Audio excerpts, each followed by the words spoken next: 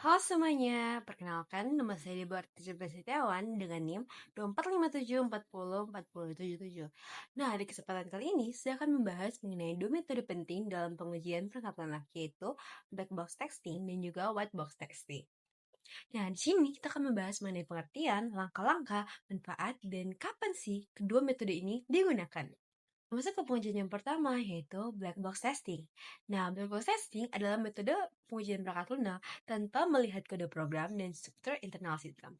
Penguji hanya fokus pada fungsi aplikasi berdasarkan input dan output, dan apakah hasilnya sesuai dengan yang diharapkan. Nah, metode ini dilakukan melalui sudut pandang pengguna akhir. Nah, untuk tujuannya ada dua. Yang pertama, menguji fungsi sistem sesuai kebutuhan dan spesifikasi. Dan yang kedua, menemukan kesalahan pada fitur, tampilan, dan juga respon aplikasi. Nah, untuk langkah-langkah dari black box testing, yang pertama, mempelajari kebutuhan sistem atau rekrutmen. Yang kedua, menentukan skenario pengujian atau test case. Yang ketiga, menentukan data uji. Yang keempat, menjalankan pengujian. Dan yang kelima, membandingkan hasil aktual dengan hasil yang diharapkan. Dan yang keenam, mencatat bug dan membuat laporan. Nah, untuk kelebihannya, yang pertama tidak membutuhkan pengetahuan tentang kode program, cocok untuk memvalidasi fungsi dan tampilan aplikasi, serta prosesnya bisa dilakukan oleh tester biasa atau biasa.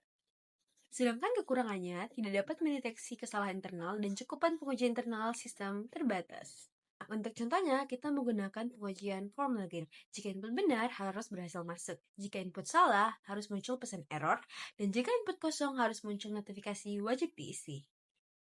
Nah, pengujian yang kedua yaitu white box testing. White box testing adalah metode pengujian perangkat lunak dengan melihat struktur internal, alur logika, dan kode program.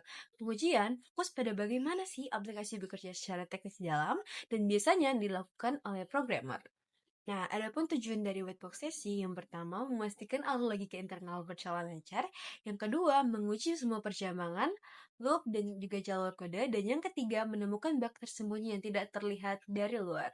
Nah, untuk beberapa langkah-langkahnya, yang pertama mengenali kode program, yang kedua menentukan jalur logika yang perlu diuji, yang ketiga membuat test case berdasarkan jalur kode, yang keempat menjalankan pengujian, yang keenam mencakup semua pengujian seperti statement coverage, branch coverage, dan path coverage, dan yang keenam melaporkan bug dan membuat laporan.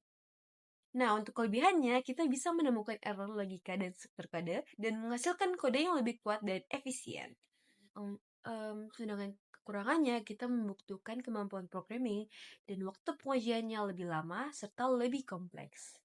Contohnya, kita menggunakan program diskon. Penguji memastikan semua kondisi dijalankan, yaitu diskon untuk member, diskon untuk non-member, dan minimal harga berlaku untuk diskon. Nah, kapan sih kedua metode ini digunakan? Untuk black box testing gunakan pada tahap akhir atau saat aplikasi sudah siap diuji dari sisi pengguna, sedangkan white box testing digunakan pada awal oleh developer untuk memastikan logika program sudah benar sebelum sistem diuji secara menyeluruh. Ini dari video pembahasan saya. Terima kasih dan sampai jumpa di video selanjutnya. Bye-bye!